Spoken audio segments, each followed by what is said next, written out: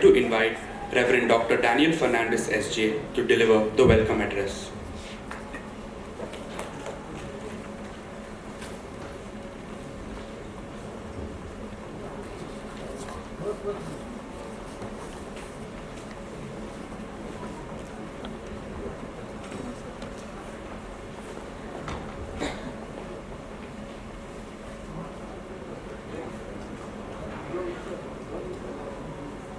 All the panelists, members of the faculty, my dear students. We have a very vibrant topic today for discussion, and all of you are eagerly waiting to listen to the panelists. We have people from the field who are actually interested in this topic, and they are going to enlighten us. Dear students, as I have always addressed, we have a responsibility. We learn not only in the classroom, all that happens outside the classroom also a forum for learning. It is not enough just to acquire knowledge. What do we do with that knowledge? We have a responsibility towards the nation and especially towards the young boys and girls of our age, those who are not part of this academic field or a campus like this. We should never lose sight of our responsibility in communicating what is going on in and around. What else other than the digital media, the platform that is available, and for us to communicate this with many young boys and girls. Digital activism, yes, it is a challenge, and today we need to use it with great responsibility. It is not enough to be tech savvy, but how well do we use it, how well we demonstrate our responsibility. First of all, we need to have actual, accurate information and the knowledge, and then only we will be able to communicate, and also a fine mind. As in a Jesuit institution, we always tell we should have a discerning attitude. When I say discerning attitude, it is always easy to make a choice between what is right and what is wrong. We can distinguish between what is white and what is black. And there is something called good and greater good. Ultimately, we are here to excel in human qualities, and to excel in human qualities, what do we do? And it is not enough just to have the information. We would like this information, this knowledge, we need to pass on to many people. And one forum, that is platform that is available, is the digital platform. Just to create awareness, CSA has organized this dialogue among the great panelists that you have and the youth who are gathered here. And I'm sure you will be enriched by the discussion that is going to take place. I would like to thank especially all the panelists, and special thanks and gratitude to CSA, the staff coordinator, Mr. Thomas, and Mr. Manohar, who always helps us, and today's moderator, Mr. Vinay, and wish you all the best. And once again, on behalf of the college and the management, warm welcome for this panel discussion. Have a wonderful day, and God bless all of us.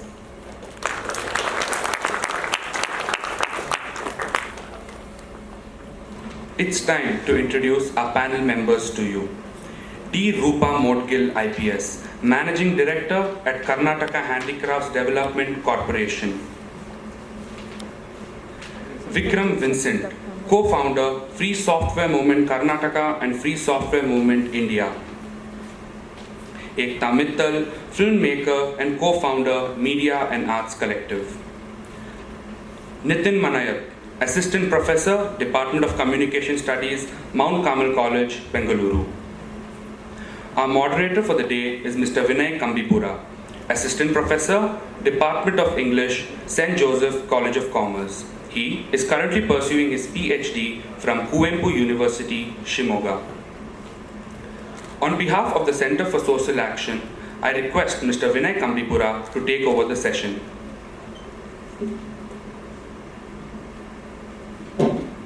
Thank you. Indeed, this is a real pleasure to share the stage with some of the finest minds in Bangalore. People involved in a lot many things, people with real experience, people who are very interesting to listen to, right? I'm really honored to moderate this panel, especially with this particular title, and I want to give you a brief introduction of all the speakers, because it's very important for us to know what is their background and why is it that they are here and what value they will be adding to the topic under discussion. Our chief panelist is D. Rupa Maudgal, commonly known as D. Rupa, is an Indian Police Service officer from Davangere, Karnataka. She completed her graduation from Kuempu University, Karnataka, with a gold medal and post-graduation MA in psychology from Bangalore University. Ms. Rupa cleared her UPSC exam with an All India rank of 43 in 2000. She became the first lady police officer in the nation to head the Cyber Crime Police Division in 2013. She was also posted as Additional Commandant General, Home Guards and Ex Officio Additional Director, Civil Defense, Commissioner for Traffic and Road Safety, and Deputy Inspector General of Prisons in Karnataka. She has given various talks at TEDx conferences in India and is a popular face among IPS officers. She has been awarded the President's Police Medal for meritorious service in 2016. She is currently the Managing Director of Karnataka Handicrafts Development Corporation. But more importantly, ma'am is very active on social media, and I'm pretty sure there are enough followers of her Twitter handle here in this hall.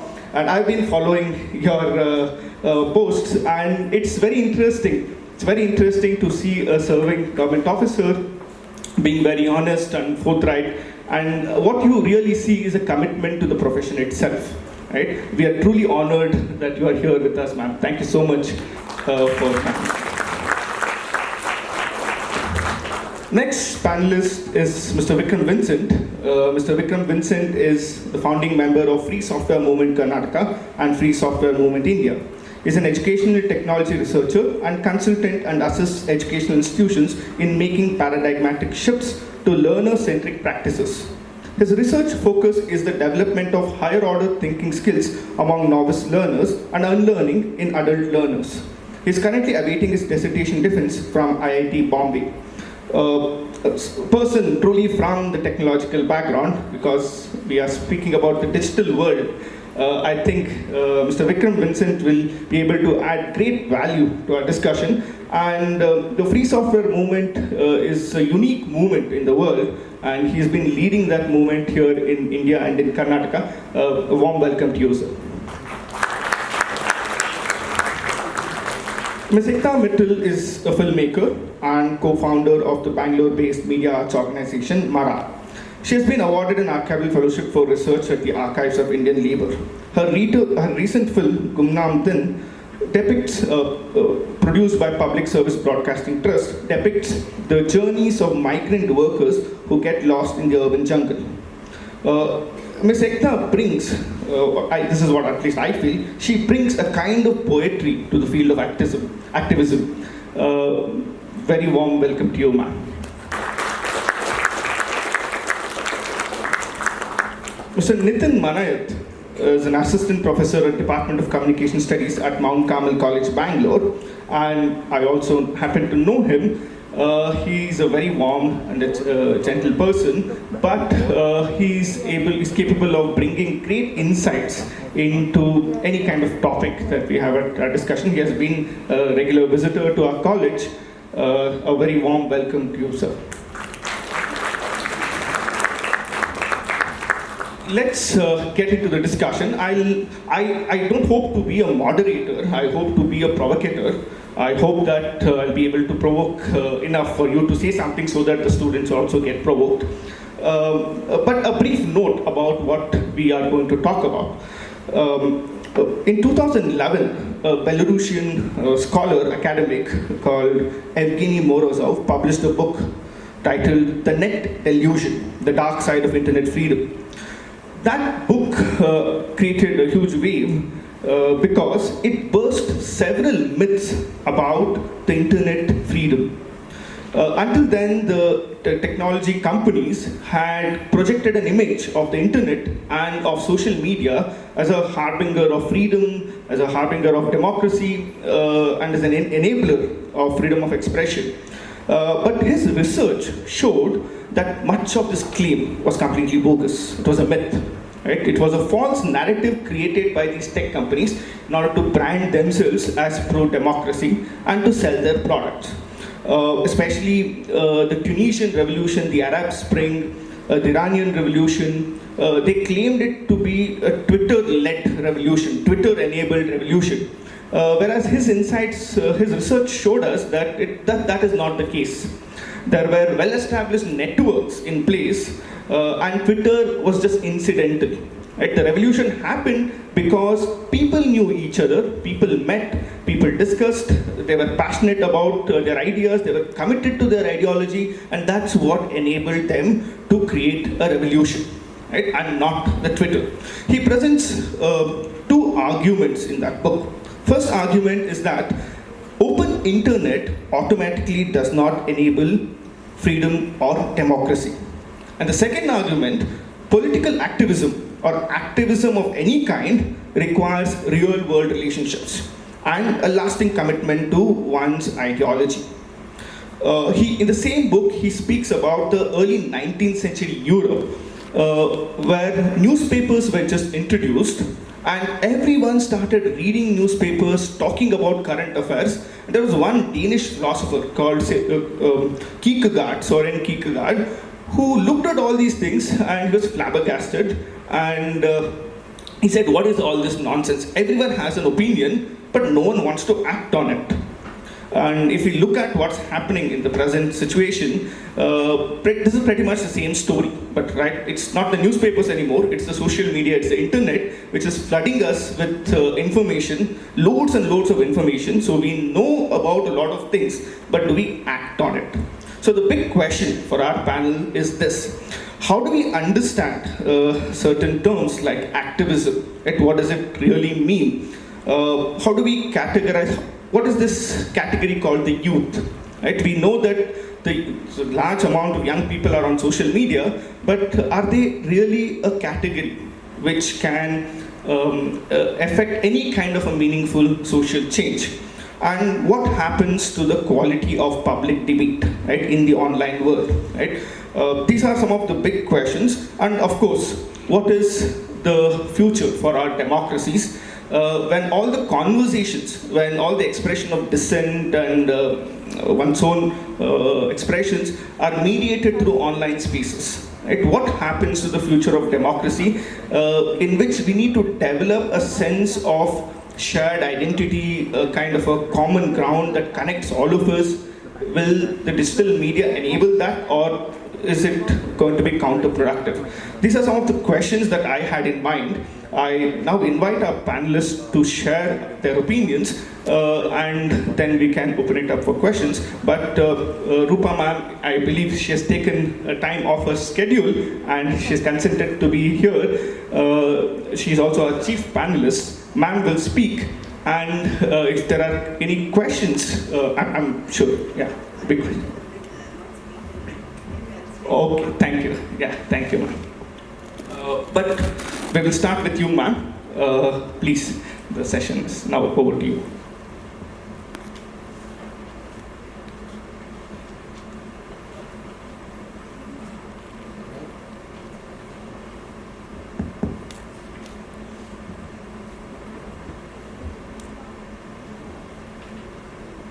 Hi everyone. Reverend Father Dr. Daniel Fernandez and CSA, thanks for having me here. First of all, before I begin, I want to know whether everybody sitting in the hall has a social media account of any kind. I presume mostly. Is there anybody who doesn't have? Okay, one. And how many of you are on Twitter? Okay. And the rest are on Facebook, I assume, and Instagram also. So, youth in the time of digital activism. When I was contacted by the CSA organizer, the tone that he told me, the tone in which he recommended this topic was like, he said, "Madam, we want to speak on, we want people to know, or we want to discuss on whether students have to be part of this judicial activism." So there was already an opinion that he had made that students need not be so much an active part of the digital activism. So it's a very debatable topic. So here there are two things. One is activism, digital activism, and the students or the youth. So digital activism, as you all know, is very new. It came with the onset of internet and mainly the social media, the Facebook, the Twitter, Reddit. But the most used platform in India for digital activism is Twitter, and then comes Facebook. So as Vinay already said, has given such good points, good research. So activism of digital kind is termed as slacktivism. Activism actually means you bring energy into doing some activity which is directed with a cause, a social cause. But digital activism is where you sit back on your couch and on your computer or your smartphones, you tell your opinion to the world. So it is slacktivism. It's one of the laziest kinds of activism. But it has a great potential also. The reaction, the efficacy of social media activism has been of mixed kinds. At some points, some activism has found results, some have not found. Now, many people think, while using social media, that if they are judgmental about anybody else, and if they pass a remark, criticizing somebody, that's their job, that's over, that is being an activist kind, that's what they think. And they also think that on any issue, it's always, they think that one must have an opinion, and you post that opinion, and along with that some nasty remarks, and that's the activism, that's it. That's what many youngsters think. But activism, to bear fruits, has to be coupled with real world, real-time efforts. Of course, Me Too and this Black Lives Matter hashtag, they were quite effective in producing results. And Me Too also saw in our country the resignation of one of the most powerful ministers. It did bear some result. But what happens now, as I see from from a bureaucratic point of view, or from government point of view, when you start a protest or a hashtag something to voice your opinion, to bring about a change, normally many a time the changes that have to be brought, let us say, would be the government has to make those changes in the society, make way for it. So what happens, as I have seen, a day or two, that hashtag thing will run, and then it will stop. So the government many a time doesn't get affected. And government, of course, only nowadays it is having presence in social media. But most of the bureaucrats, at least those who are in the higher positions where they make decisions, the secretary level and above, they are not on social media. Of course, there is, our Prime Minister keeps saying that you have to be on social media, but somehow the bureaucrats, all this social media is very recent origin. So they were not there when, most of them also have an aversion to computer, and they are computer illiterates, many of them. Yet, the social media thing is not something that they really use much. The first thing that they see is, of course, the newspapers or the TV news. So, as of now, in India, the people who actually have to bring in those changes, the cutting edge, they are really not on social media, and they don't think that it is too much of a thing. Whereas, if there is a real life,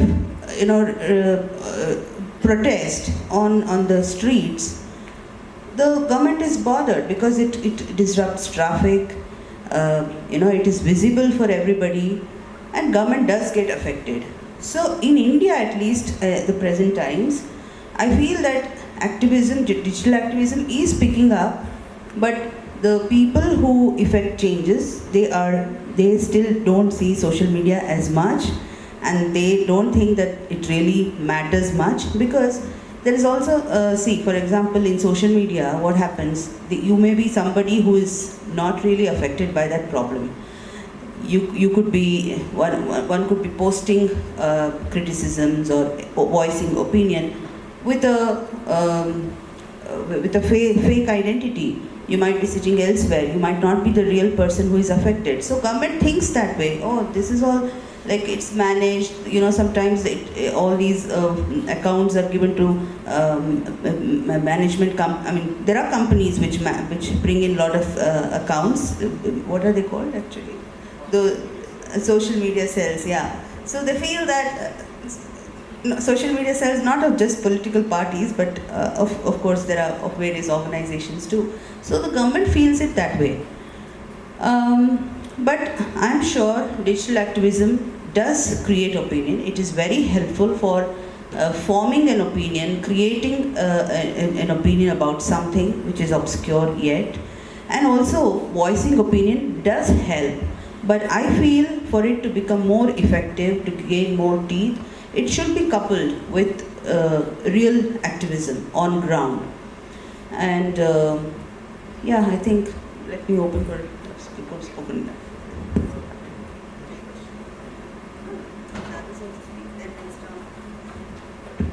Thank you, ma'am.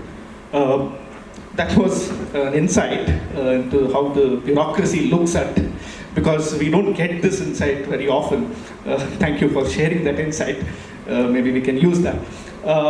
Next speaker would be Mr. Vikram Vincent. Please, session is yours.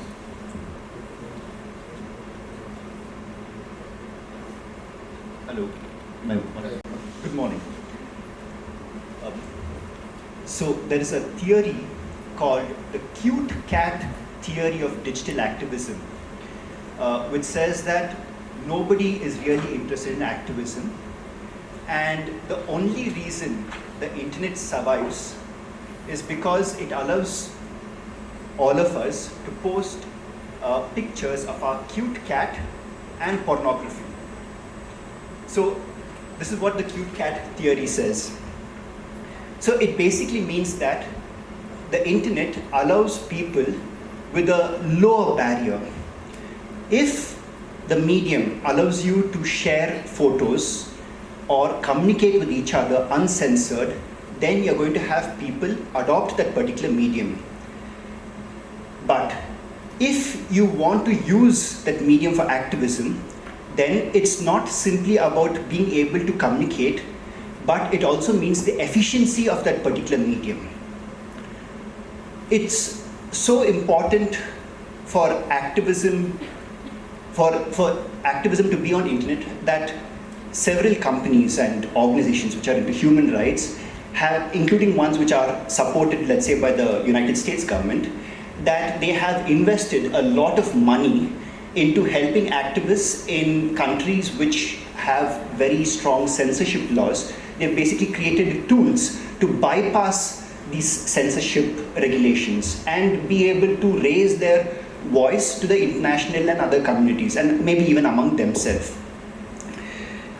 So having said that, the first point I want to make is that I was having this conversation with my brother yesterday, and he's a veganism activist. And I said, okay, do you have anything that you would like me to convey? Because he's huge on the social media. And he said, see, and which is what I want to reflect here. He said, see, everybody has an opinion, and everyone wants to tell others to change. But you see, activism is a very transformatory process. It means you engage with yourself and the other in a very dialectical process where both you and the other transform with that engagement. And unfortunately, everybody wants to just speak, but no one wants to start with the transformation of the self. So he made this a very poignant statement, which I thought I should share. And so that would be the first point that I would like to make, which is activism, whether digital or not, is transformatory. The second is that, you see, the digital is just a medium. Okay? So even with the Me Too movement, what we saw was that there was a real world issue that women were undergoing sexual harassment, abuse in the real world. And the Me Too movement had already started in the real world. The internet just reduced that barrier and allowed you to speak out. But see, the transformatory moment again there, I mean, you had a lot of people posting their accusations, public shaming. I'm not going to whether it's good or bad, it's not relevant. But the transformatory moment took place when MJ Akbar challenged Priya Ramani in court. And when the court said that you have come to us with unclean hands, as the legal terminology goes, and that created a whole thing that you cannot simply accuse a victim and hope to get away with it. You see, that was a transformatory moment, which was not simply about the self, but was about the rest of the community as well, the rest of the country to be in a larger thing. Obviously, Harry Weinstein was the first to be felled. But now it also means that when the victim, and I'm not just saying victim, but the activist, has a reduced barrier to speak up, it also means that the trolls have a reduced barrier to accuse and harass you as well. And I think anyone who's on social media and has something to say or share would have experienced this harassment. And a lot of women friends of mine tell me that they get these unsolicited messages, photos, and that they're forced to counter it at a much larger magnitude. So the barrier is reduced not just for the person who's speaking out as an activist or as a victim, but also for you to be attacked. So you have both aspects to it. You should also understand that this catharsis, right, which is when you speak out, is medium independent. So in the Me Too movement, you had people speaking out online and saying, I was also harassed. But you should understand that and they experienced a sense of catharsis when they spoke up. You should understand that this catharsis happens even offline. Let's say if you're talking with your partner, with your family, with your psychologist, counselor, or maybe you just go to the person who has done something bad to you and you speak up to them and say, what you did to me was bad, wrong. So that catharsis is again medium independent. And I think that's something which you need to keep in mind, So the youth of today seem to have this thought process that if I say something online, I'm going to change the world. That's completely, it's a misconception, simply because the barrier is so low that you assume that you can change the world. To understand this, you have to look at how the internet came to being, which is that it was a Department of Defense project of the US government. And the simple reason it was created was to help the big corporations transfer capital from one end of the world to the other end of the world in the blink of an eye. Because you see, when the Britishers came to India as part of the East India Company, they had to carry assets in their ships or through the railways. But now the entire capital is not in physical assets, but rather in digital assets. And hence, the corporations, the big companies, needed these assets to be transferred quickly from the Shanghai Stock Exchange to the United States stock exchanges there, to India, to wherever, Russia or Hong Kong, wherever. They had to move it at the blink of an eye, and you need a very reliable backbone. And hence the internet came into being. So what you can clearly see is that the digital must have a solid basis in the analog, in the real world. It is not divorced from each other. Like even if you look at the Matrix movie, where you assume that everything is virtual, right? It's not really, because you do have the flawed human being who's still plugged into the Matrix. And that flawed human being is what creates the Matrix to crash, the Neo. Right? Because if that flaw is not there, and the digital is, while the digital is perfect, the human is flawed. And you can still see the difference. The flawed thing can sense that there's something wrong there. So you must, and so this is the takeaway of this example, which is that the digital must be grounded in the analog, in the real world. You see, there are several challenges here, specifically when we talk about this concept of youth, right? And the digital. There are several definitions of youth which says that youth is from 14 years to 25 years, or 15 to 25. The United Nations has a definition of it, and some other things has till the age of 35 in fact, and at some point if you're with the political party, the youth wing, right, it's 40 plus as well. So the definition of this age group is very flexible.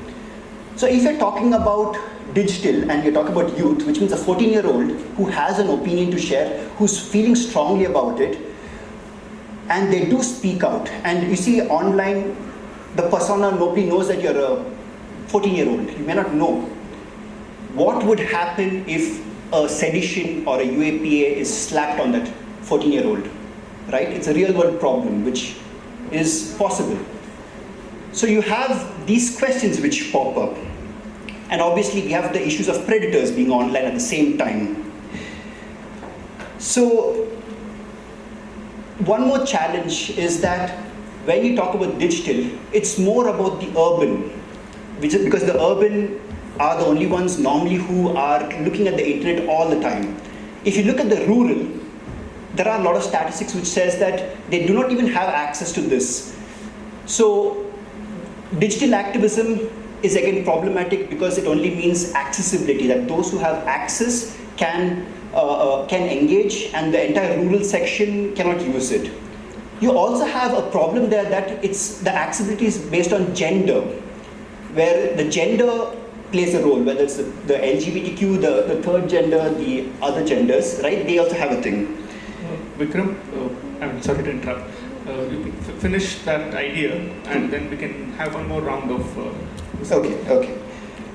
So what is important here is to understand that the activism that we do online has to have a very strong basis, as was pointed out by our moderator, in the real world. Thank you.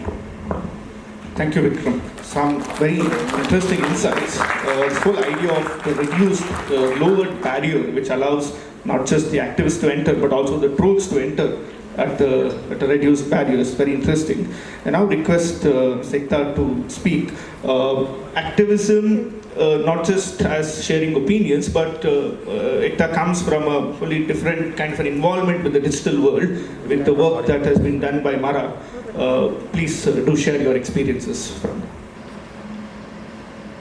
Yeah, okay. I'm just going to take off from what he was saying earlier. Thank you for inviting me here. I think this confusion of, I think it's a confusion between the offline and the online world. I do think that they are both correlated. And in fact, the offline world is characterized by the same inequalities that we see around in society, and it's inscribed onto the online world. So when I speak of inequalities, I'm talking about the kind of graded inequalities that you would see across caste, class and gender, which gets inscribed even on the online world. So in that already the online activism will also reflect and manifest the same kind of things that we see around in society. Secondly, I think the access question is important because in many cases, if we speak of India, it's not a homogeneous category, or this idea of India as nation, I think should be kept as a separate topic. But with the Indian government trying to kind of claim that all of the whole country will be, connected digitally. It has actually failed massively, and I think there's a lot of research and work been put out in terms of where fiber optic cables are laid out, where it is not, who has access to internet infrastructures, where is it still media dark, and what happens. And these are all very politically motivated as well, and I think there is value in understanding how this economy works. The third point I want to make is about the new kind of switch to how someone feels like they're using the internet, right? So I might not be using the internet directly, as myself, but for example, just I think last week or just 2 days back in the paper, many people, I think more than 22 lakh people, there were bank transfers made into their accounts directly. So there's direct cash transfers into people's accounts. And this again has been written to kind of build on particular kind of ideologies, to kind of support, to kind of get people to invisibly engage with the internet, where they're not directly using it themselves, but they're affected by the internet in some way. And most of their data is given to the government, so everybody knows where, which caste they are from, where they live, who they are, and other. So the data is with the government at the moment. And I think in relation to that, there's also, I think, a very strong subaltern voice that also kind of comes against it. And I think in some of the technologies like TikTok, Bahujan TV, Dalit Camera, we have seen some very interesting opposing narratives that have kind of come up for discussion. And of course TikTok got banned, but there have been many interesting efforts made in to kind of remember those experiences of expressions that would never actually come into any of our minds when we think about any category, whether it is woman, worker, whatever it is. So finally, I'd like to say that from our study, the idea of this activist is also not some kind of pure category which is only someone who's doing anything for social cause. I think there's quite a rise in activism in multiple ideologies. So for example, there are IT cells in every state that are being set up, and I think there is a lot of content being generated and distributed with which is also supported. There's a lot of resources that go into this in order to make a person feel like they live in a particular mediated world. So this also affects,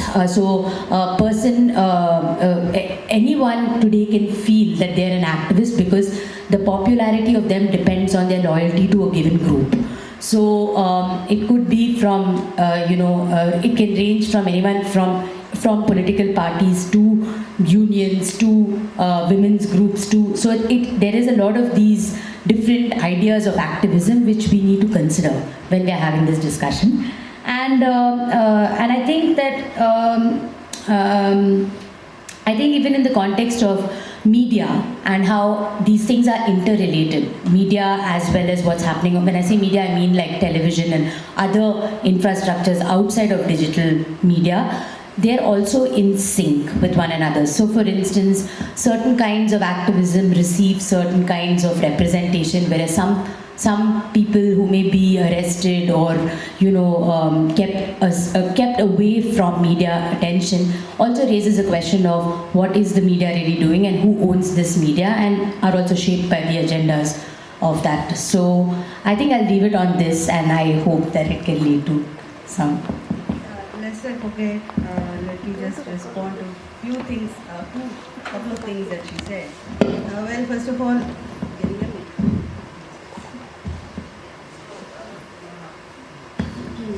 Aita said that, from the social media, there are companies which give out information. I mean, the social media companies, they give out information of our caste, community, and so on, where we live and so on. But this data is already available with the government. The census goes on every 10 years, so this is very much there. So having that data with the government is not a problem. It's used for many developmental programs and also a lot of controversial issues like reservation. And of course, during elections, they are used for targeting the communities. like vote banks to decide and so on. And then secondly, about Ekta saying that in every state there are cells that disseminate information.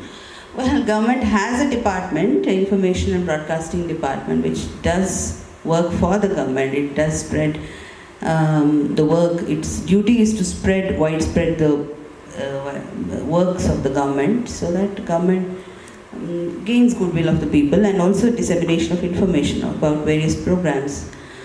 But the problem comes when there is, of course, in the development programs, there are inequalities, or where what is required that is not being done, or something else is taken up or being done.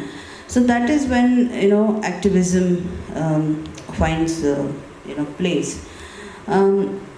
And as Vincent also said, every activism of digital kind has to be supported by the real world activism, else it loses its steam. Because who are these people again on social media who are voicing their opinion, being judgmental at times, just voicing an opinion, one opinion, and off the internet? So it has to be, of course, coupled with real world activism. The main question is, of course, whether youth should be part of this digital activism. That's what the organizer had just, so I'll respond to that. Youth have played a very important role in this country earlier too. Even during the freedom movement, youth took part. During 70s, there was a movement for social justice and equality led by Jayaprakash Narayan, who himself was a student leader. And youth are very much required for this country to bring in activism, because otherwise, the old ideas, Kannadadalli hale beru, hosa chiguru. So the roots have to be strong, but the new ideas have to come in. So who gives these new ideas? It is the youth who bring in these new ideas, new concepts, and of course India is now a very young country with majority population being young, below 25. I think 65% of the youth of the population is below 25, which is alarming. And of course so the youth have to take part.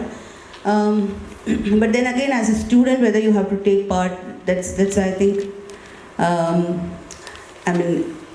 it's an issue that everyone has to decide for themselves, because a student, of course, you have ambitions, goals, and then you have to become something in life. And when you take part in activism, at times what happens from police viewpoint, we register cases, and many a time the data is given to the employers, and you don't get this still happens in the rural areas more. So whenever there is a protest and the students are caught, or the youth, and then the police will tell them, look, now of course protesting so peacefully is not a crime, but generally in any protest there will be some stone pelting here and there, and so when there is damage of property, the police will tell them, look, now you are involved, so I will register a case, and after it is registered, first of all, you will not get a government job, because the government will send the data, ask for data on the candidate, whether this person is involved in crime or any such thing, and if I give that data, you will not get even job. So this technique was widely used, and I believe it's still used, because I'm now a bit out of field. This also, so you have to think of these repercussions too, because at times when the activism, even of the digital kind, comes under the ambit of law, like you spread messages which hurt the sentiments and create chaos and disorder in the society, cases can be booked under section 353A to 95 of IPC. So then what do you do?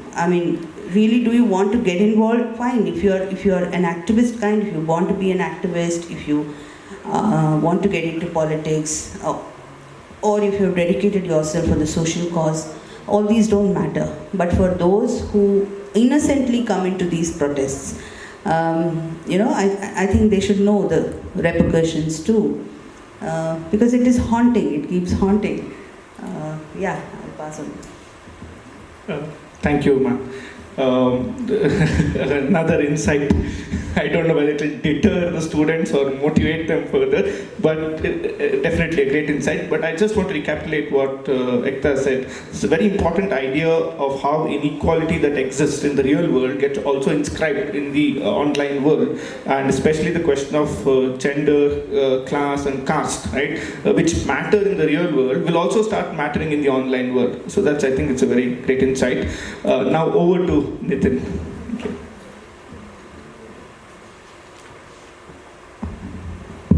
Hi.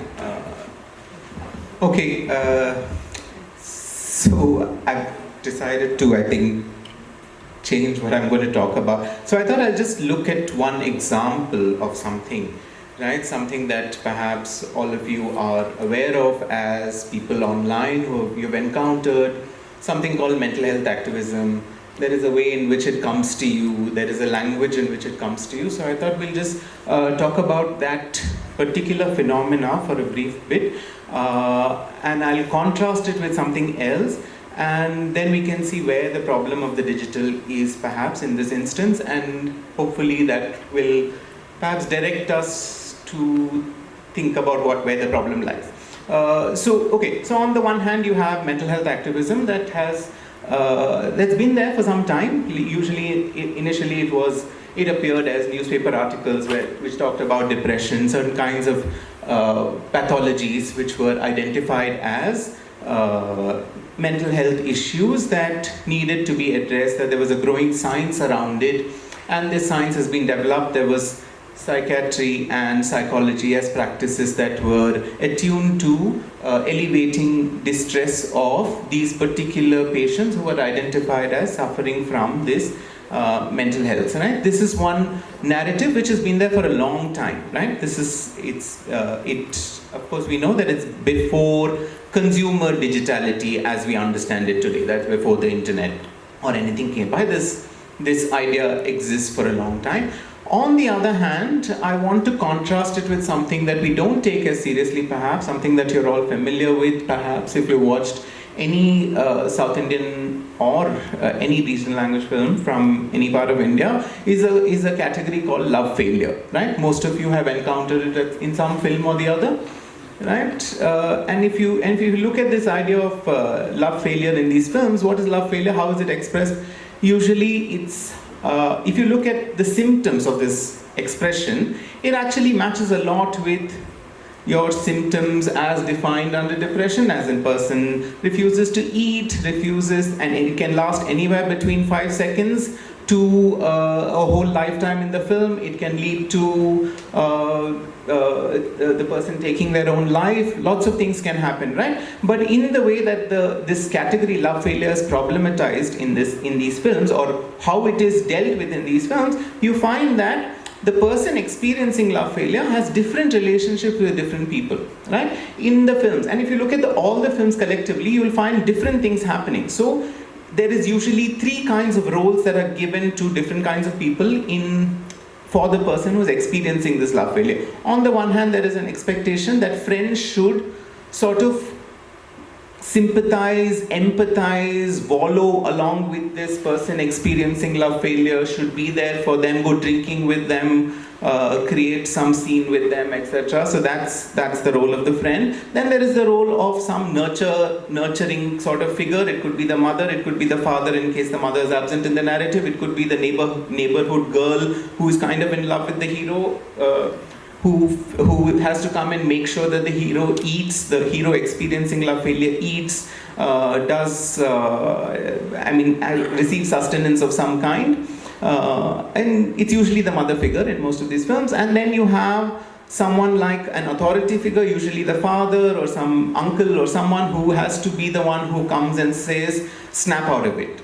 Like, this is rubbish, just snap out of it. It could even be a friend in these films, right? Now, and in the way that the films progress this idea, you see that the hero is the person experiencing love failure. Let's not call him the hero, because there have been films in which even the woman has experienced love failure, and you see that narrative too. So you see the protagonist who's experiencing love failure as dealing, in some sense the films are saying that the way in which to deal with this is actually different people have different roles to play in this person's life, and all those are constantly necessary to produce this category of love failure in these films, right? So there's no single way to address these experiences that this person is going through, that there is multiple modes of engagement that has to happen simultaneously for the person who's experiencing this state of distress, right? Whatever that state of distress is.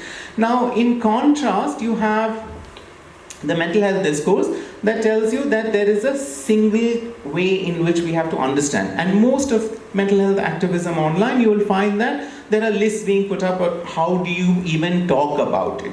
How should you, as someone who hasn't experienced it, what should your relationship be with the person who is experiencing it? How do you talk about it? So it's like fixing language constantly in terms of there is a constant differentiation as opposed to the earlier differentiation, which was differentiation as located in the person. That is, me as someone experiencing love failure needs to have different ways in which I engage with the world, right? There is sustenance that somebody will sort of force on me. There is somebody who will say snap out of it, right? It's not this is ridiculous, and there is someone else who will also wallow in it with me or sympathize with me, empathize with me.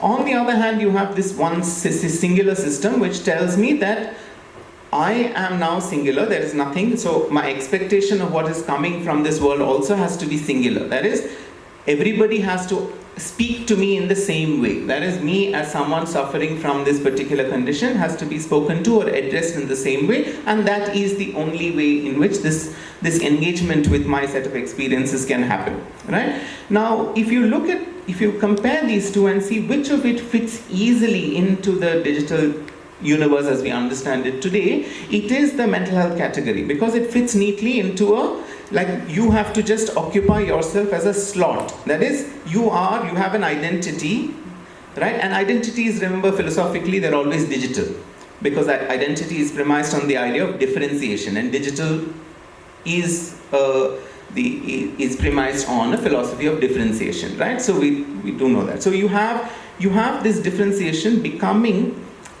I hope you have a sense of what I'm saying, right? In the online space, then, the person who is a depressive, now or clinically depressed or whatever, these are specific identities that are given to you, and there are specific ways in which you're asked to occupy. You're creating content that is also hashtag clinical depression, right? You're generating ideas, you're creating content that are specific to this condition.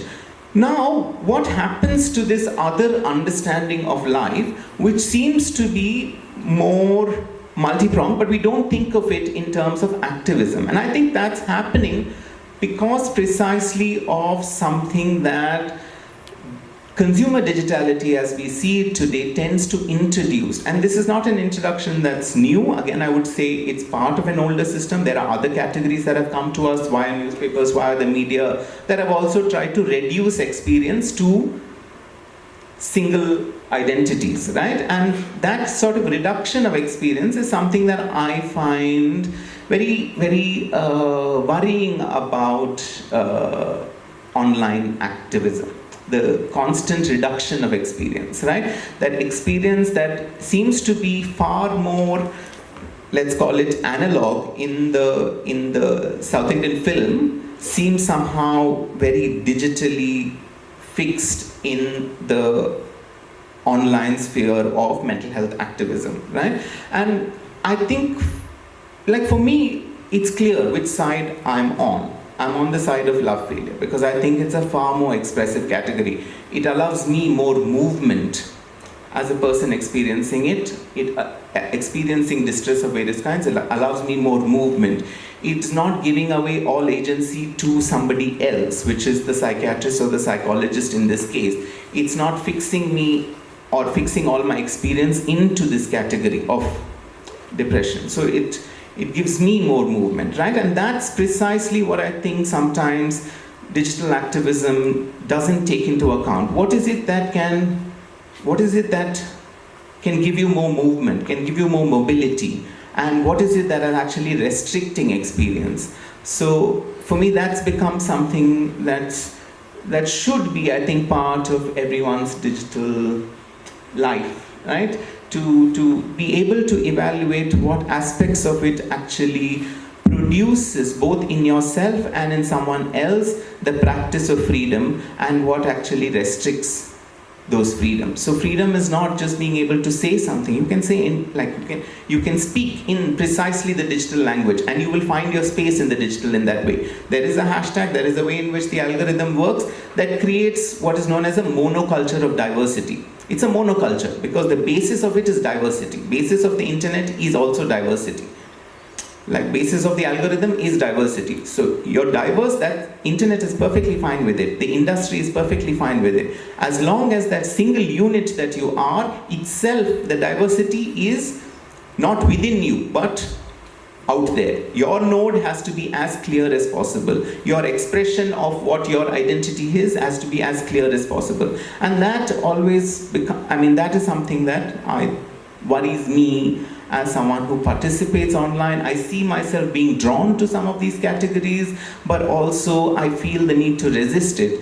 And in some sense, we have to understand what that architecture of the internet is or the digital internet is, in order to respond at this level, right? In a way, perhaps to game this system of diversity, diversity-based monoculture that it's producing, right? That is in the way that, say, for instance, the Reddit users, as commerce students, I'm sure you've heard that story of the Reddit users who shorted the hedge fund, the GameStop, So that story is familiar, right? So there's a way in which it's not like they clearly, the Reddit users were aware of what they were doing. They were also going to lose money. They were not going to, right? They were also going to lose money in some long run, but that's not the point of it. The point was something else, that they were able to see themselves as doing multiple things, not necessarily identified in their role in the stock market. That is, what is the role? You are supposed to intervene to make more money. But that was not their intention, right? They were seeing what position they were given, rejecting it, and doing something else that allowed them to question certain practices that are there in that space, that has been there in the space of stock markets, right? That allow people to manipulate, and that potential is what I think one, as people who are occupying the internet, as dealing with it, need to be careful about. Thank you. Thank you, Nitin. That was very wonderful, and I hope students could relate to the whole discourse around the love failure image of we have the Devdas, of course. But yeah, very interesting point. But at this time, we will take one round of questions. So because Rupa ma'am will have to leave. So anyone who has questions, please raise your hand. A mic will come to you. Please introduce yourself. And please be very brief asking your question. We will take 3 questions at a time, and then ma'am will respond. And then we can continue with the discussion. Anyone who has a question? Yeah. Please introduce yourself and then. Good morning, everyone. My name is Aditya. So what I wanted to ask was, you told us that online activism should be in part with offline, as in on-field. So in the recent Greta Thunberg case, Disha Ravi, she just shared the toolkit and was charged with sedition and all that. So how do we find the perfect balance? Because at the end of the day, nobody wants to get arrested, right? They want to get their work done. Your name? Aditya. Aditya. Okay, thank you. Any other questions? Okay, yeah, sure.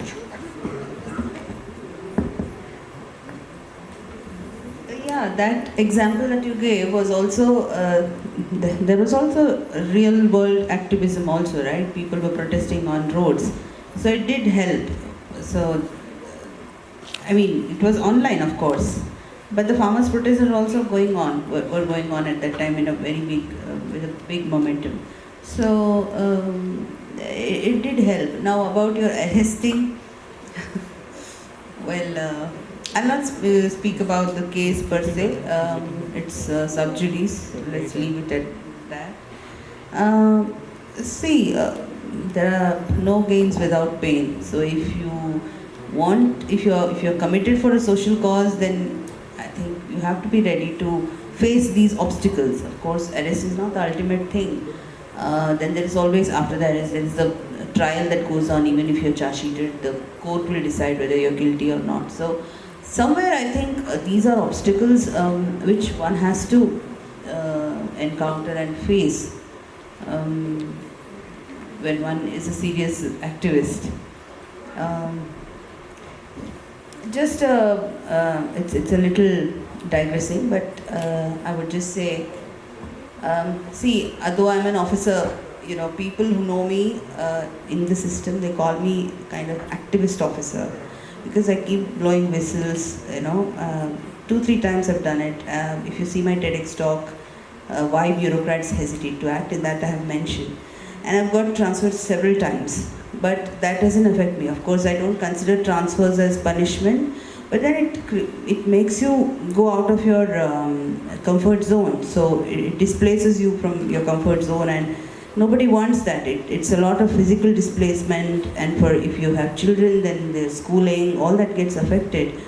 But that apart, there are other things that come your way, have come my way, like, you know, I have been given so many memos, notices, but then I answer, and whatever I have done, it's the rightful thing, right thing that I've done, and I believe that is the way bureaucrats have to be. You know, they have to act in a manner transparent and in a publicly accountable manner. We, after all, draw our salary from public exchequer. These are the things which I'm ready to face. I've seen this many times in my life. So many of these notices, memos, they didn't stop. Even after I gave a jail expose on that report on special privileges to AIDMK leader who was inside the Bangalore jail. After that, I encountered a lot of things, but finally it hasn't broken me. So one has to go on and on, face the obstacles. It's not just these are. That's why I said, even though I'm an officer, I'm among in the biradri, in the community of officers, I'm an activist officer. I speak my mind. I take action whenever it is there. Whereas many people, even if they're honest, they feel ki why ruffle the feathers. But then when you are within the system, you are the one who has to address it. Otherwise, who will address? So I act with that view, with that belief. So these are obstacles you have to at times encounter. Thank you. Any other questions?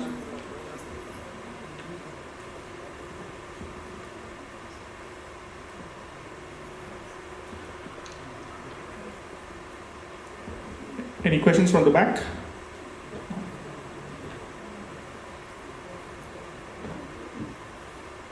Okay, I don't know whether it was the effect of your talk. Some of the insights that you gave might have.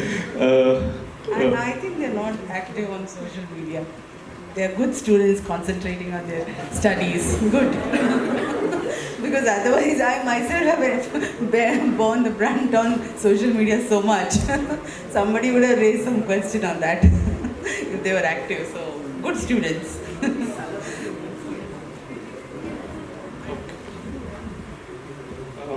Thanks a lot, ma'am, for your wonderful insights. But before you leave, I think there is a small token of our appreciation. I request you to accept it.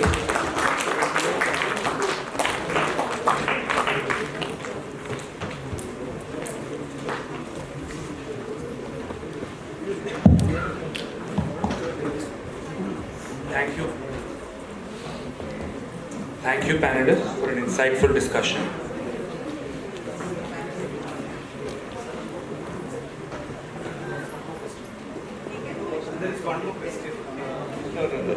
No, please do accept the token of our appreciation from. Can you? Yeah. More question? I think you can take it later. 1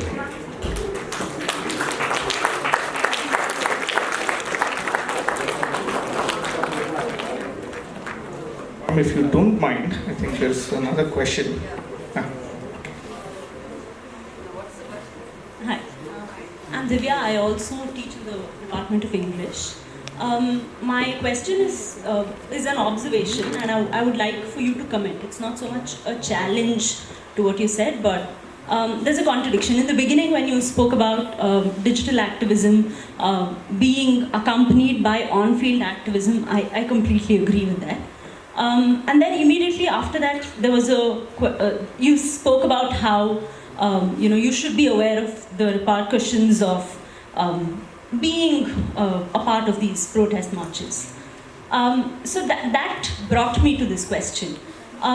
We all know that there are some groups that are very often victimized because of systemic injustice.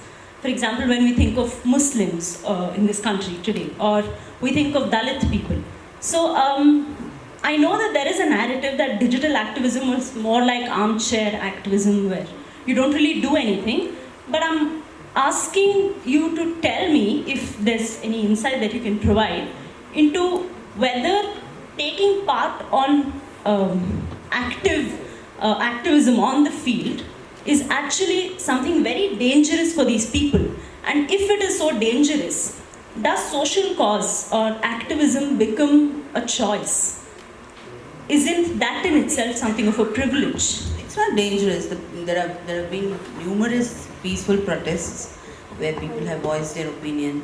So nothing happens in that. It's a protest. Even police officers allow it. You take permission, of course, because that should not disrupt the traffic on roads and so on. And it is allowed. Permission is given to carry on. The problem happens when it goes beyond the normalcy. When there are stones pelted, when there is damage to property, public property, and life, injuries, and so on. So, first part I said digital activism needs to be, coupled with real world activism.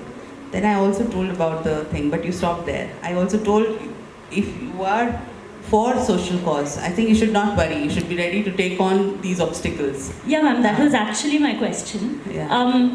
Some groups are very often victimized, so it's not so much a choice.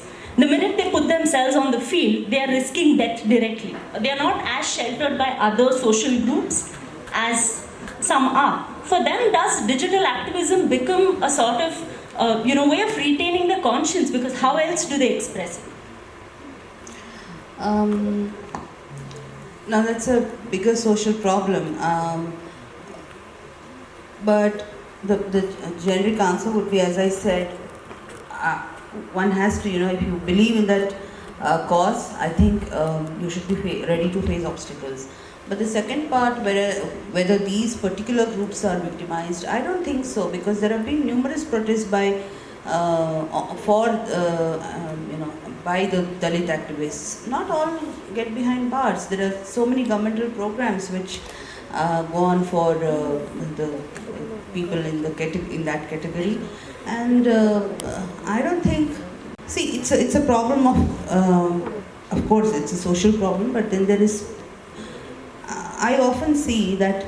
I'll tell you what I have seen from my experience. Now, when I take an action, there is a more probability that I get more victimized first, but that may or may not. But as a woman, I feel that when I speak up, because men are not used to women, to hearing women speak up so much, I feel probably they victimize me. But I don't know. A man may have a different take on that. But and also I belong to a community or a caste group which is minority. So, but I don't see. I have also seen that when people who belong to the majority communities, even among the majority, there are certain communities which are further majority community. Even among Hindus, for example, there are subsets, castes, which have more numbers than the others. There are many castes which are very small. So I feel that when officers belonging to those communities do anything, it just goes unnoticed. Nobody questions them. I feel that. So it could be a problem of perception, but of course there is reality touch to it. But they are all biases, stereotypes. We keep acting on them. You want to be people in power when they belong to majority community and they have their officers or who belong to their community. They are going to support them. So I think this kind of behavior is there in all systems or across the board. So that is, I feel, individual problem, but I don't think I don't have any data which specifically says that somebody, as you said in your question, that somebody belonging to the Muslim community or the Dalit community get targeted specifically. By design, it doesn't exist. But sometimes the politics enters into it, and it can happen. But it's not a targeted harassment or by the government. That's what I feel. I don't have data much on that. So, and from my experience, I feel this because though I am from Hindu community, which is a majority community, again I feel, because of the caste that I belong to and the numbers are small, sometimes I get victimized. So that could be a perception as well as it might be reality also, but others may have different view on it. Yeah, so this is my take. Thank you. Thank you so much, ma'am.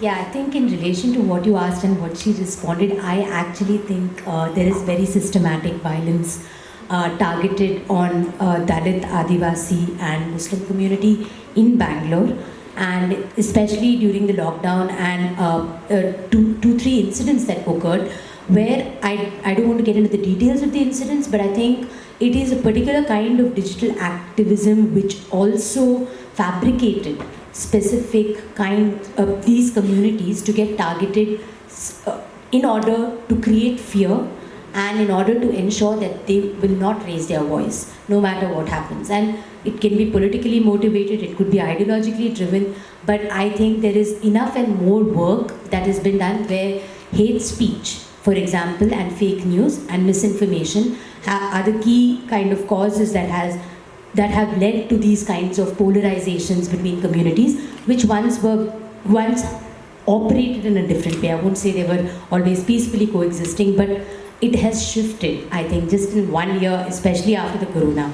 And I do think we will have to consider that it is pretty evident that this particular violence is targeted and it is online, and online allows and enables a lot of offline activity. So the entire connection between, let's say, WhatsApp and how misinformation on WhatsApp can lead to mob violence, there is several studies that have come up, and also I think those voices have been suppressed in mainstream media, obviously because they are owned by, again, upper class English speaking media, so you're going to get the same results. So my suggestion would be to not rely on the media, but I guess elsewhere. Thank you. Yeah, question of perception. Yeah. So there was no data available. She's told about specifics. Yeah. So I can't agree to it. It's perception. Many a times I also feel that for example, on social media, I also feel that maybe because I'm a woman, I get targeted. But many tell me, no, men also get targeted. So I really don't have the data. So it's all perception. And sometimes, something happening on a particular member of a particular community gets bloated. So you feel that is the real thing. But I think in the absence of data, I also get a perception that sometimes the voices are stifled. When I speak of my mind, there is sometimes that happened with me. There was so much pressure. When I tried educating something about, when I voiced my opinion about firecrackers, there was a lot of onslaught on me. I felt that, but then I don't feel that it's because I was even if I feel, others may say it's not so. So I think in the absence of data in today's world, I cannot say that there is a targeted harassment. Things can go wrong, yes. It's not that everything is hunky-dory. Yeah, that's what I say. Thank you so much, ma'am. Thank you for spending your time with us, and it was very insightful.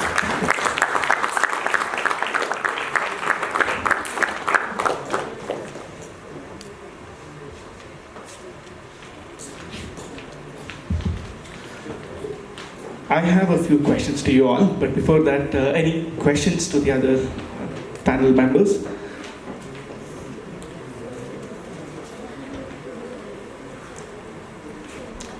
Okay, one question. Yeah, sure. We'll take that. Oh, you want to respond and then take the question? Yeah, sure. Hello, yeah. So as Ekta pointed out, there is the problems of the offline are going to get reflected online, and that is a given. So if you have oppression, if you have subjugation, if you have exploitation, the real world is going to come online. That is one. The second part is everything is a choice. That's the philosophical angle which I come from, which is if you decide to do something, there is always a price to pay. And sometimes if you do the right thing, the price to pay is definitely going to be higher.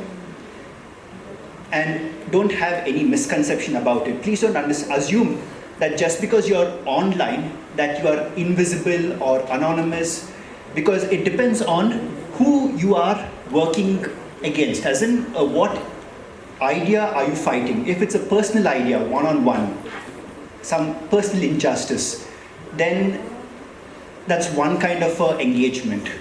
It becomes a tutu meme. Then you have the state actors and policy issues. And in those situations, like if you're trying to change government policy and if the policy is contentious, then definitely the repercussions are going to be higher. Make no mistake about that. So it's always a choice. I would say if you're getting into activism, digital, offline, whatever, it doesn't matter, because digital is always rooted in the offline. One is try to be safe. There are tools, I won't go into what those are, but there are tools to keep you safe to some extent. But two is stay within the framework of the Constitution. That goes without saying, but I have to say it out aloud. Stay within the framework of the Indian Constitution, of the, The third part is that you have to go by your conscience. That there's nothing else to it. And Father Stan Swami, right? He says 2 days before his arrest, he says, I'm glad that I'm a participant. I'm glad that I'm not on the sidelines. I'm glad to be a part of the game, and I'm willing to pay the price, whatever it may be. Right? Very powerful, because I saw that video and I was the one who created his Wikipedia page, and I tend to maintain it. The moment he got arrested, I just looked him up online, realized that there was no Wikipedia page. I immediately created it, and it gets updated. We have very strong rules because I belong to this free knowledge, free culture, free software movement, and Wikipedia is a product of that. And so there is nothing which is free. There's no free food. There's no free anything. Just want to convey that. Yeah, thanks. Thank you. Question? All right. Any other question?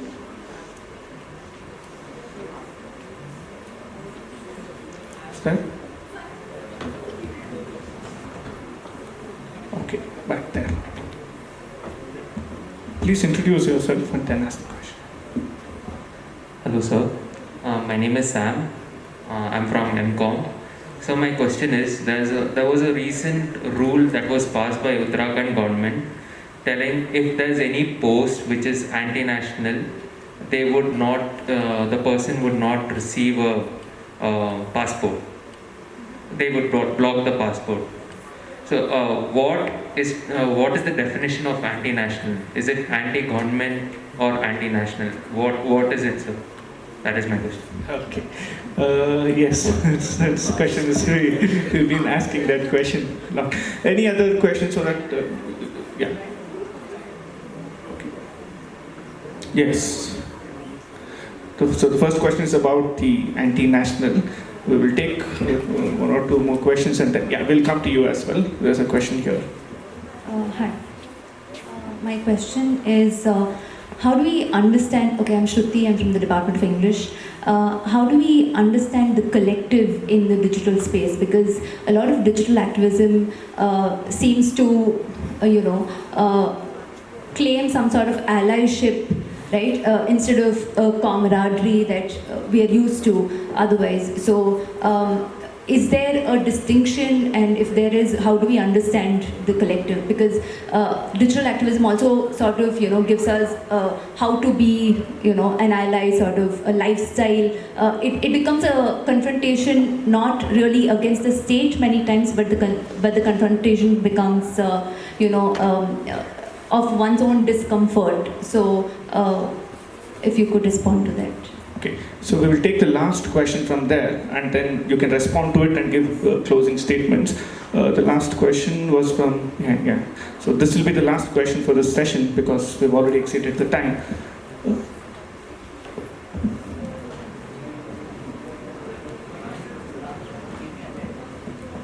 So, good afternoon. I'm Suhas from 2nd MCOM Regular. Referring to what Sam Stanley said, the same question. There was a post from DG of Uttarakhand saying that the people who are posting anti-national comments the passports will be blocked. So, do you find that is it a threat to the citizens? Because passport is a human right. So, is it a threat to the citizens of the nation? So, this is my question. Okay, it's essentially the same question. So I think you can respond to those questions. Anyone can respond to it, and then along with that, a couple of closing statements. The question about the collective and the individual and... Can you paraphrase your question? No, yeah, the whole question of collective and the individual. I think this idea of anti-national has to be read in multiple ways because, I think in BJP states particularly, it is not going to be possible for anyone to say anything against the ruling government. And if you do, then it could be anything. It could just be the books that you have in your office, to who you're talking with, which area you're going, because it's also heavily surveilled.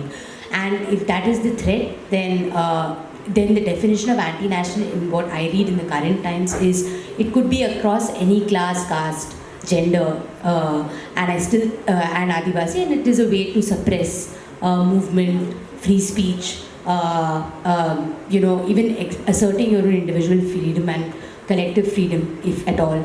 Because, for example, anything that is anti-establishment or anything that is opposing the ideology of the ruling party, then you would be held responsible for this. But I wouldn't cop out on that. I think there are ways around it, and I think that we need to find ways to challenge this kind of ways in which they're trying to define, and so there are ways around it. And I think that we don't have to rely only on the online world. I think there are other countries that have shown us some fantastic examples of how you can work clandestine, how you could do things underground, how there are other possibilities which are very creative and doesn't need to be in the radar. You don't have to be in the radar or be seen in that sense, but nonetheless that you don't need to stop voicing your political stance in whatever way is possible. So in that sense, I would say that these kinds of tweets are also kind of pushed to make people more scared, more afraid, and more tied down, and more people that they arrest. It's also trying to make sure that with, I think, Shiv Kumar and Nadeep Kaur's arrest, it was pretty obvious. They were just arguing for workers to get salaries and the treatment that you would get to fight for worker rights itself is so dismal in this country. So I think we will need to rethink what this whole idea of nationalism really means, and do we stand by it. And to address the collective question, I wouldn't be naive to think that this collective role in activism, it exists in both sides, in the right-wing spaces as well as in other spaces. And I think that there are ways in which these collectivisms work, but they also are short-lived and temporary if there are resources that are systematically generated into maintaining this database, content generation. It's all the other social infrastructure that enables this kind of activism online. It doesn't just happen in a vacuum. Whether it is fake news, whether it is hate speech, whether it is whether it is left groups trying to say certain things. I think that there is a very systematic way this works, and I think especially our research recently looking at how certain specific groups are working. For example, Yuva Brigade. There's it's all online, right? So there's a lot of Insta groups which are like Mission Kali, or there would be like no conversion groups, and I sometimes feel like it is a coordinated effort between different kinds of people, and that there is some guidance in which this kind of ideologies can operate in a systematic manner, and they're backed by certain kinds of resources. And likewise, I think in other groups, they're motivated either by different kinds of, it may not be resources, so it depends on how long that political will, I suppose, can hold up for that. So yeah, I don't know if I've answered your question, but that's how I read it. Any responses? Closing statements? No, just a brief summary of what the takeaway from this whole. We had Ms. Rupa sharing the perspective of from within the institution, right? I think there is a certain perspective in the way in which the government, the bureaucracy, and the police institutions look at activism, look at the youth. Can be pretty scary, yeah, but also that's also part of the reality. And we had Vikram giving us a really wonderful insight about how the digital space itself operates, right? How the technology itself is constructed in a particular way that enables certain things, disables certain other things. I think Ekta's insight was very beautiful, that we are rooted in this society, that the problems in the society will also obviously translates itself into the online world, and we cannot be blind to a lot of questions about caste, gender that crop up in the online world. In the online world, everything seems to be the white background, right? We seem to think that there is nothing, right? There is a level playing field, whereas in fact it is not. Right? The online world it's not a level playing field. There is a certain kind of hierarchy built into it as well. Nitin's insight was really wonderful because we have this very charged notion of activism, right? That activism means you have to be full of energy and things like that. But he rooted that in the question of experience itself, right? So I think it's a very fundamental question that we need to ask, right? How is this digital culture transforming our experience? And only then can we say anything meaningful about activism. So if we don't pay attention to some of the fundamental questions, we might lose sight of how this is transforming us and our experience and our perception as well. Right? With this, I thank all the panelists for coming here and sharing their perspectives. I think there's a small vote of thanks also planned, so please bear with us for that one. And with that, we'll close. Thank you, and thank you, audience was really wonderful. Thank you so much.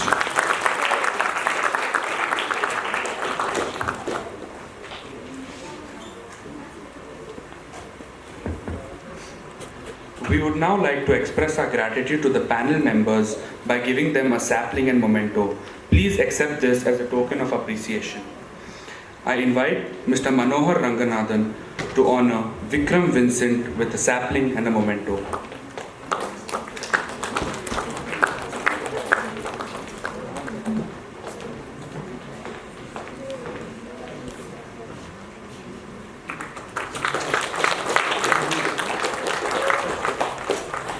I call upon Mr. Thomas Matthew to honor Ekta Mittal with a sapling and memento.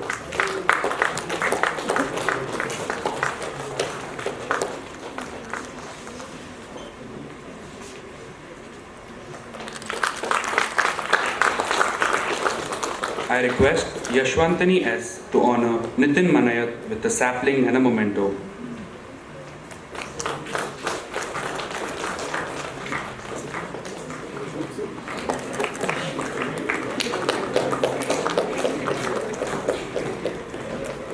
I request Manasi Sijju to honor Vinay Kambipura with a sapling and a memento.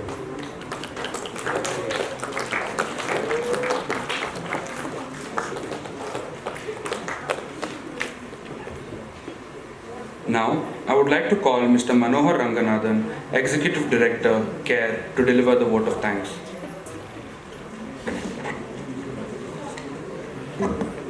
Friends, I won't take too much time since Vinay sir has actually put everything in perspective and context. The idea is, I think all four speakers have put together information for us to take it in. And I always feel and believe that youth are change makers, and I think that's something very important and creative that needs to happen. Therefore, CARE, the organization that I represent, also works a lot with CARE to make you understand what realities are, because that is one of the things that is missing in our academic culture, and always we feel teachers need to intervene and then those sort of things. The one thing that I want to also then say is, I want all of you to understand the systems and realities that exist.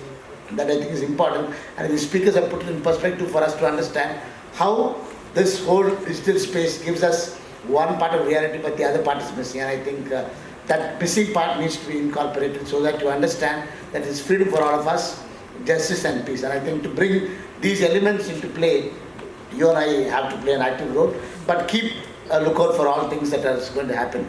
So in that context, I think I want to thank a list of people, whether I make it short and say that D. Rupa IPS was here to share from the state and then the intelligence also, that she was here, and I want to thank her on behalf of the St. Joseph's College of Commerce, CSA and CARE. Thank you to her. Thank the panelists, Mr. Vikram, Ms. Ekta, and then Nitin also for coming here and spending a valuable time. And then they are not part of the state, they are part of our research. So I think that's the best part that we're all given. I think I have colleagues here, and so that thank them on behalf of the college, CSA and CARE. Thank you very much.